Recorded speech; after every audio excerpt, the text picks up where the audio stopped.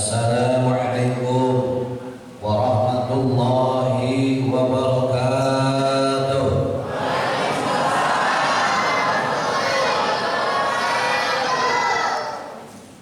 Alhamdulillah, alhamdulillahilladzi qad jama'ana fi hadhil haflah. Asyhadu an la ilaha illallah wahdahu la syarika lah. Wa asyhadu anna Muhammadan abduhu wa rasuluhu alladzi la nabiyya ba'da wa la rasula ba'da. Allahumma shalli ala sayyidina Muhammad wa ala alihi wa ashabihi wa mawala wa man tabi'ahum bi ihsanin ila yaumil qiyamah amma ba'du. Fa ya ayyuhal hadirun ittaqullah haqqa tuqatih wa la tamutunna illa wa antum muslimun. Al-mukarram wal muhtaram yang saya hormati, saya takdimi pilih sepuh tokoh masyarakat, tokoh adat, tokoh agama, wabil khusus yang saya hormati Ketua Masjid Bapak Dr. Agus Haji Muhammad MS, dan yang saya hormati Ketua PAPI Bapak Haji Juanda Basri, dan tokoh masyarakat wabil khusus Kakanda Bapak Suyanto, pasukan yang hadir pada saat ini, dan yang saya banggakan dan saya takdimi Ketua Pengajian Majelis Taklim Ibu Dasyah SPD. Kepada semuanya mohon maaf, yang besar tidak disebut gelar, yang kecil tidak disebut nama, insya Allah tidak akan mengurangi rasa hormat saya. Semoga semuanya disirami dengan pengampunan rahmat ridho Allah Subhanahu wa Ta'ala. Puja dan puji kita aturkan kepada Allah. Alhamdulillah malam ini kita ngiring dengan takdir, didorong dengan kudrat, sehingga malam ini kita bisa berkumpul satu rahmi dengan niat thalabul ilmi di haflah mubarakah ini, tempat yang penuh dengan berkah. Ini semata-mata adalah kasih sayang Allah. Ini semata-mata adalah takdir Allah, bukan karena kita dekat, bukan karena kita lagi nyantai, karena ada orang yang lebih dekat daripada kita. Masjid ini tidak ada, bahkan yang lebih jauh daripada kita duluan hadirnya. Semoga hadirnya kita malam ini Allah sirami dengan rahmatnya. Amin ya Allah ya Rabbal Alamin.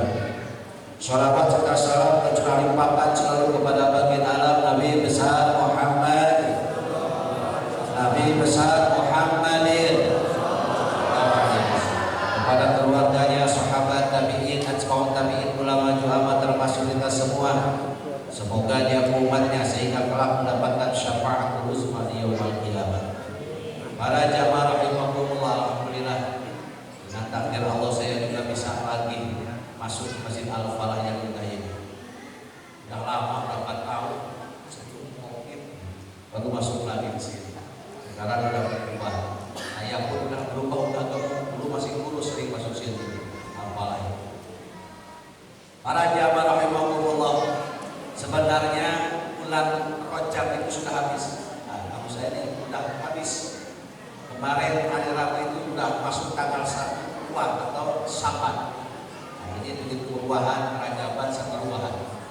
Apakah boleh Pak Ustaz mengadakan pengajian Isra Mi'raj itu bulannya udah masuk bulan Saban? Boleh. Yang namanya ngaji mah boleh kapanpun, ya, tanggal berapapun, waktunya mau siang mau malam, yang namanya ngaji itu wajib, boleh. Kenapa? Karena sekarang mah banyak orang-orang yang tertipu dengan judul, langsung benci, langsung melarang gara-gara dia lihat judul, padahal isinya belum tentu sama dengan judul.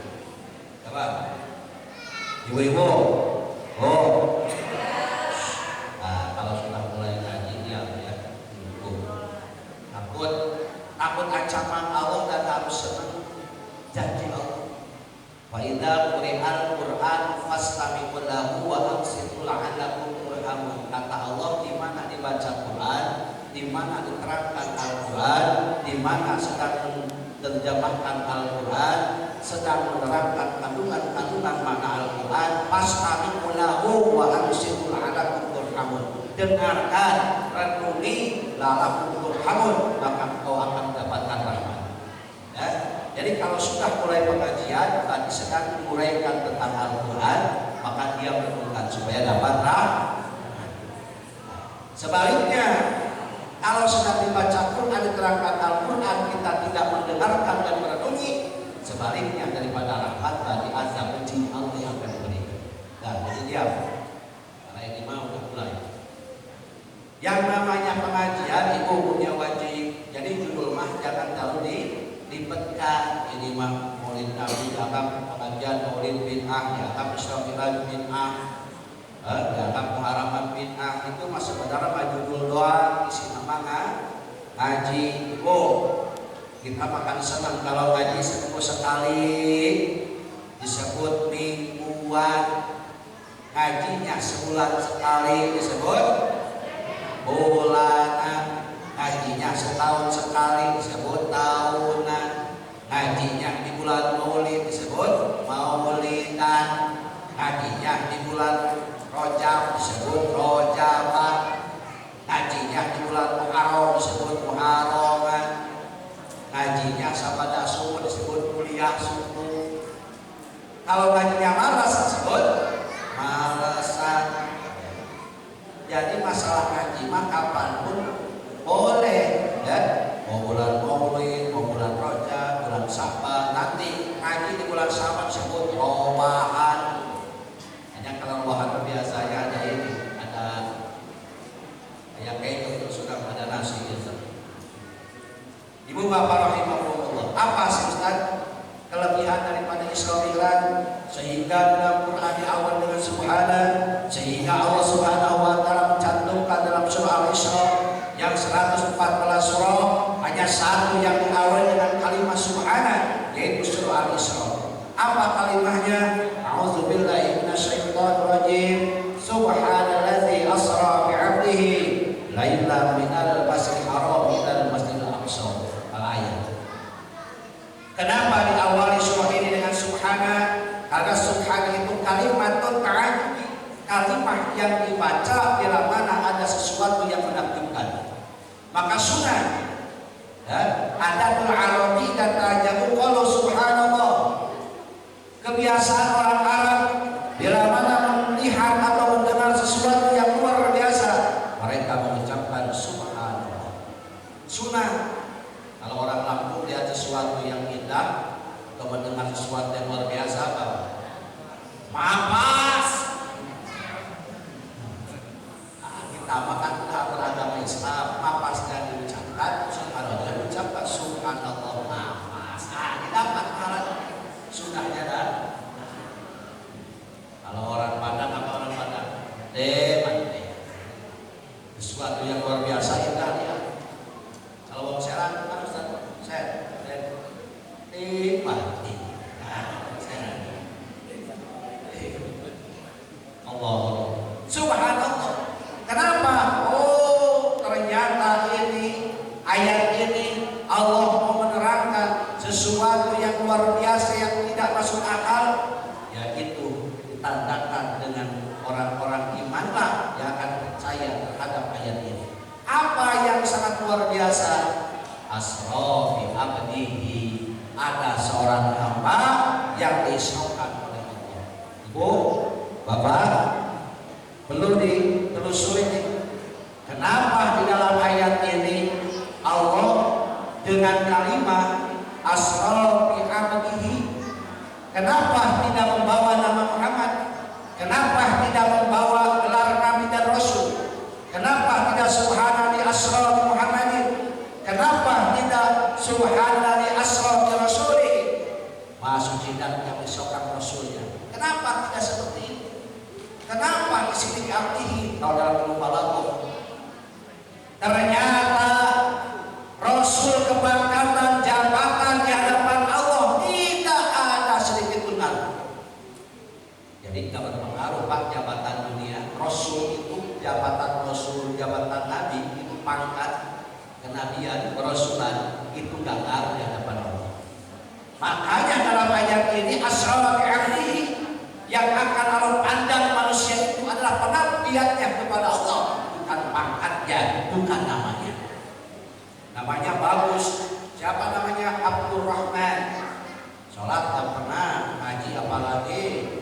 haji, kada niat umroh, enggak.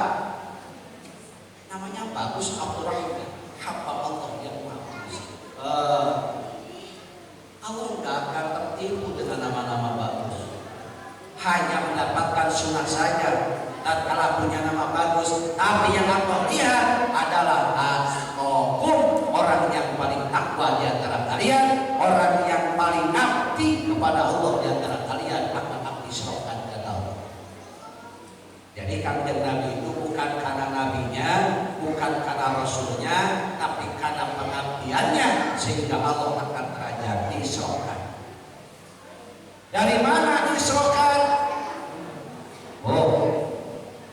Diserahkan Nabi itu dari Masjidil Haram ke Masjidil.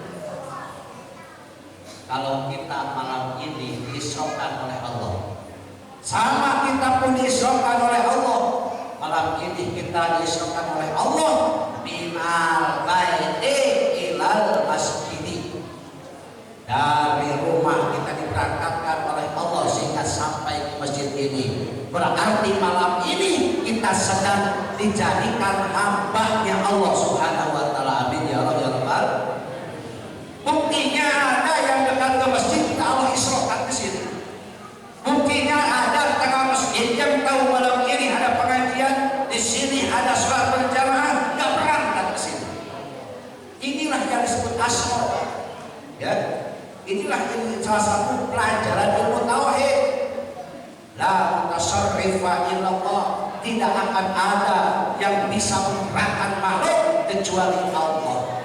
Jadi malam ini kita sedang diisrokan, alhamdulillah, diisrokan minal baiti ilal masjidi. Allah berangkatkan kita sehingga kita mampu berjalan di rumah ke masjid ini. Malam ini kita sedang isrokan. Kenapa Allah Subhanahu wa taala sebelum menangkapkan Nabi Isra dikerajkan sampai ke Sidratul Muntaha, kenapa harus diisrokan dari masjid ke masjid? Kenapa tidak langsung dari Mekah diangkat ke Sidratul Muntaha? Kenapa harus berjalan dulu ke Masjidil Aqsa yang ada di Palestina? Teruskan ayatnya, allazi barakna haula. Oh, ternyata masjid itu ada barokah. Allazi barakna haulahu. Sekeliling masjid itu ada barokah. Di antara masjid dan masjid lagi ada barokah. Maka orang yang akan sampainya ke Allah, pertama dia harus mendapatkan berkah dulu di masjid tempat sujudnya. Oh, Pak, terutama bapak-bapak nih. Kalau bapak-bapak ingin barokah, hidupnya ingin berkah, keluarganya ingin berkah, pekerjaannya ingin berkah, punya turunan-turunan yang barokah, allazi barakna haulah, maka raihlah barokah itu ada di masjid. Ini ayat. Barokah itu ada di masjid, bukan ada di makam-makam para wali. Kalau orang yang berjalan terus ziarah ke makam para wali, tapi dia tidak ke masjid, maka wali pun tidak senang kedatangan orang yang tidak pernah ke masjid. Kira-kira wali senang kedatangan orang yang ke masjid? Kira-kira senang nggak? Hah? Rekam gara-gara tadi putara sholat. Ngapain kita harus sampai keluarkan dana, keluarkan keringat, ziarah ke makam wali, tapi sumbernya barokah masjid tempat sendiri tidak pernah diisi. Makanya masjid sangat luar biasa, Pak. Masjid sangat luar biasa. Sumbernya barokah di kampung ini adalah Al-Falah. Masjid Al-Falah inilah sumber barokah di kampung ini. Jadi tolong, terutama tengah-tengah masjid ada ancaman Rasulullah SAW pada siapa? Orang yang dekat bagi tetangga masjid. La sholata li jalil masjidi illa bil masjidi. Kata Nabi, tidak akan diterima sholatnya bagi tetangga masjid kecuali di dalam masjid. Tapi ada yang mengartikan ini bukanlah sholata tidak diterima, katanya. La sholata li jalil masjidi illa bil masjidi. Tidak sempurna bagi tetangga masjid sholatnya kecuali di dalam masjid. Ancaman ini, Bu, kalau bapaknya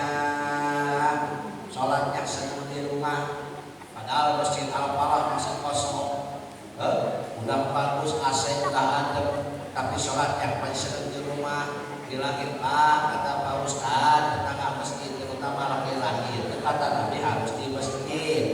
Jadi kalau sholat bapak di rumah, bapaknya pakai kayu, pakai sarung, pakai tengah. Oh, yang sholat di rumah pakai tengah. Jadi bapak sekarang pakai daster karena sholat di rumah terus. Ini bu, karena perempuan tidak ada perintah seorang perempuan sholat di masjid, tapi laki-laki sholatnya di masjid. Perempuan sholatnya di rumah. Coba dalam kitab Ukul, seorang perempuan sholat di teras depan rumah lebih baik daripada di dalam masjid. Sholatnya di tengah rumah bagi seorang perempuan lebih baik daripada sholat yang di rumah. Sholatnya di dalam kamar seorang perempuan lebih baik daripada sholat di tengah rumah. Maka perempuan sholatnya harus menyendiri di rumah, kecuali bapaknya mau jadi imam di rumah. Oh, gimana Pak Ustadz, saya ingin berjamaah, apakah boleh saya ke masjid? Lihat dalam dasarnya, dasar hukumnya seorang perempuan boleh sholat di masjid muttabi'an lahu, karena mereka mengikuti suami-suaminya. Kalau suaminya ke masjid, maka ibu boleh ke masjid mengikuti suaminya. Tapi kalau suaminya tidak ke masjid, maka lebih baik ibu sholat di rumah, tidak di masjid. Dihukum. Ya. Jadi jangan perkara dianggap bagus kalau tidak tahu hukumnya. Jadi yang harus di masjid itu adalah adalah laki-laki. Gede gambarannya Pak Ustaz, kenapa dianjurkan harus ke masjid? Kenapa dianjurkan harus berjamaah? Nah, di dalam hadis Rasulullah SAW, di mana orang-orang sholat berjamaah anjil malaikat, maka Allah Subhanahu wa taala, "Hei turunlah malaikat," kata Allah. Coba lihat hatinya imam, apakah dia khusyuk waktu sholat? Ternyata oleh malaikat dikontrol imam sholatnya tidak khusyuk, lisannya membaca Al-Fatihah, lisannya membawa surah, tapi hatinya kemana-mana. Kata malaikat, "Ya Allah, imamnya tidak khusyuk." Kata Allah, "Coba cek hatinya makmum yang paling depan sebelah kanan." Makanya derajat tertinggi setelah imam adalah makmum sebelah kanan. Makmum paling depan sebelah kanan. Dicek oleh malaikat. Ternyata kata malaikat, "Ya Allah, qalbuhum ghaflan." Hati mereka juga sama, ya Allah, hatinya ghaflah, hatinya lalai, tidak ingat kepadamu. Yang makmum sama mendengarkan bacaan Al-Quran imam, hatinya ingat kebon, ingat cicilan, ingat koperasi, lagi sholat. Ya kan? Ingat anak udah lama merantau, belum pulang, belum dirim-dirim, lagi sholat. Ya Allah, imamnya sama, makmumnya sama, hatinya tidak ada yang khusyuk. Apa kata Allah? Li jama'atin, dengan sebab karena berjamaah, berikan kepada mereka 27 derajat. Jadi Pak, 27 derajat bagi orang yang berjamaah, yang berjamaahnya tidak khusyuk. Jadi hikmahnya sholat berjamaah, walaupun si imam dan si makmum tidak khusyuk, itu 20 derajat Allah persiapkan derajatnya. Alhamdulillah. Gimana Pak Ustaz kalau orangnya khusyuk, imamnya khusyuk, ataupun imam gak khusyuk, ada makmum satu, makmumnya khusyuk? Apa kata Nabi? La ya'lamu qadra dzalika illallah. Tidak akan ada yang tahu pahala dan derajat bagi orang yang hatinya khusyuk kecuali Allah yang tahu seberapa banyak yang akan berikan pahala. La ilaha illallah. Oh. Jadi wajib mencari ilmu khusyuk itu Pak. Khusyuknya tidak wajib, tapi mencari ilmunya wajib. Bagaimana supaya kita bisa khusyuk? Karena kata Kanjeng Nabi, sewaktu Kanjeng Nabi sudah Isra dan Mi'raj, lalu Kanjeng Nabi menyampaikan kepada sahabat, sahabat bertanya, "Ya Rasulullah, engkau dimi'rajkan oleh Allah, engkau diangkat sehingga bertemu dengan Allah. Bagaimana kami mi'raj ya Rasul? Bagaimana kami ingin naik bertemu dengan Allah? Bagaimana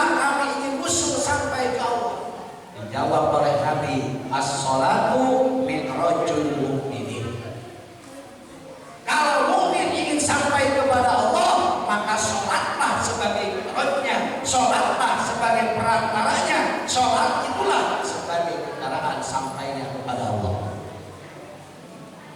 Oh Pak, mau gak sampai ke Allah? Mau? Kalau orang yang sholatnya sampai kepada Allah, maka pasti sholatnya akan mencegah kepada dia daripada sifat keji dan munkar, sebagaimana firman Allah, inna sholata tanha 'anil fahsya'i wal munkar. Sholat akan mencegah dari kelakuan keji dan munkar. Ada yang tanya, Pak Ustaz, ada yang sholat Pak Ustaz, sholatnya rajin, tapi mulutnya juga rajin dari orang. Ada yang sholatnya rajin Pak Ustaz, tapi kelakuannya bikin gak seneng orang lain. Kemunkaran masih dikerjakan, ya, STM-nya sholat terus kasihan jalan. Kata Allah, sholat mencegah sifat keji dan munkar. Kata Nabi, sholat itu adalah miratnya mukmin. Apakah sholat seperti itulah yang akan diangkat oleh Allah? Apakah sholat yang seperti itu yang akan mi'rajnya kepada Allah? Belum kita ketahui, Ibu. Kenapa kita sholat rajin, sholat yang mau, tapi maksiat juga mau? Apa yang salah? Buktinya ada orang berjamaah ikut sholat Jumatan paling depan, sholatnya. Setelah sholat Jumat pulang keluar, datangnya bawa setengah jepit, pulangnya cari pesta yang bagus. Udah sholat paling lagi, udah sholat bohong lagi. Sholatnya laksanakan sholat, tapi bohongnya masih. Apa yang salah?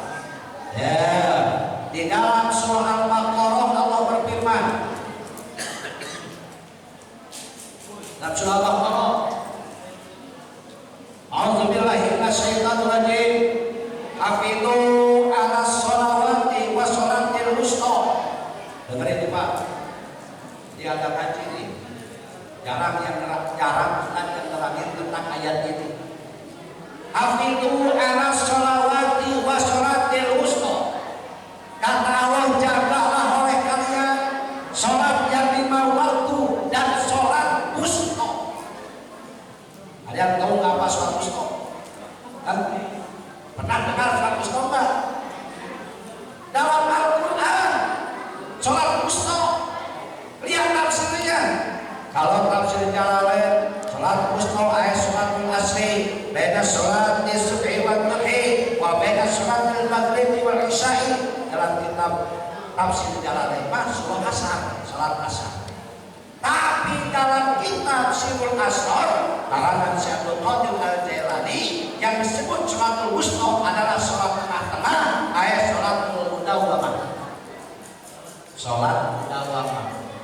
Waduh, gimana Ustaz ini? Yang saya tahu sholat itu duhur, asar, maghrib, isya, subuh. Kok sekarang ada sholat mudawwamah baru lagi berkenaan? Bukan baru, kita aja baru tahu. Quran dah lama di Quran itu, udah lama di surah Al-Baqarah itu. Apa sholat mudawwamah? Tahu mudawwamah? Mudawwamah itu adalah sholat yang dawam, sholat yang tidak terbatas, beda dengan sholat 5 waktu. Sholat 5 waktu terbatas waktunya. Waktu subuh, habis nanti keluar matahari udah akan pada sholat subuh. Ya? Tapi sholat wusta, sholat yang tidak terbatas dengan waktu. Kapanpun, dimanapun, sedang apapun, wajib sholat mudawwamah. Sholat wusta. Yang mana disebut sholat mudawwamah? Iya sholatul qalbi, yaitu sholatnya hati. Wahia zikrul qalbi ila rabbi, yang hatinya selalu ingat Allah. Maka itulah yang disebut sholatul wusta, yang kata Allah wajib dijaga. Makanya ada orang yang sholat 5 waktu masih rajin, tapi kenapa mulutnya tidak terjaga? Kenapa pandangannya tidak terjaga? Kenapa tangannya, tingkah lakunya tidak terjaga? Karena dia hanya mampu melaksanakan sholat yang 5 waktu, tapi tidak bisa melaksanakan sholat wusta, itu sholat hati yang selalu ingat kepada Allah. Maka ini jarang dibahas. Yang diajarkannya sholat 5 waktu saja. maaf ini kita ini pada tua yang depan itu nggak sekolot-kolot di pada tua. Kalau kita hanya belajar soal 5 waktu, maaf anak TPA-nya tuh Ustaz Husaini aja udah tahu. Duhur 4 rakaat, asar 4 rakaat, udah tahu semua. Prakteknya sama, ruku sujud sama, tapi tidak sedikit orang yang paham hati itu adalah orang-orang yang mau masuk ke dalam pelajaran ilmu tasawuf, ilmu pembersihan hati. Kalau hatinya yang ingat Allah, setelah dia sholat 5 waktu, hatinya ikut sholat, maka pasti dia akan terjaga, mulutnya akan terjaga, lisannya akan terjaga, tingkah lakunya pun akan terjaga. Beda bahasa hatinya, Pak. Contoh, ada yang mau kebun, kalau udah pensiun saya mau ke ladang aja lah. Air berangkat ke ladang lewat kebun orang. Ternyata di kebun orang itu ada nangka yang makan. Karena hatinya di sininya ada Allah, ini Allah terus. Ada buah nangka di kebun orang makan, dia lewat di pasar itu. Matang si matang, tapi punya orang. Jadil kan? Jadil kan? Enggak. Matang si matang, tapi punya orang. Karena hatinya tetap ingat Allah. Dia akan hebat juga. Tapi kalau di hatinya tidak ingat Allah, bahasanya punya orang sih punya orang, tapi matang. Jadil. Jadil kan? Kalau yang tadi ini punya orang si punya orang, matang si matang, tapi punya orang. Ya lewat. Yang kedua punya orang si punya orang, tapi matang. Ya benar. Dia cantik si cantik, tapi istri hatinya tertata. Uang bukan, tapi karena nggak ada Allahnya terbalik. Isi orang, tapi cantik. Langsung jadi nggak belakang. Tergantung makanya hati tertata ini ingat kata Allah melalui lisannya kanjeng Nabi, sehingga keluar ke bahasa hadis Nabi. Hakikatnya kata Nabi ngomong, hakikatnya Allah, wa ma yantiqu hawa in huwa illa wahyun yuha. Bila mana Nabi ngomong, yang akan keluar ucapan kecuali hanya ada wahyu dari Allah. Jadi hadis Nabi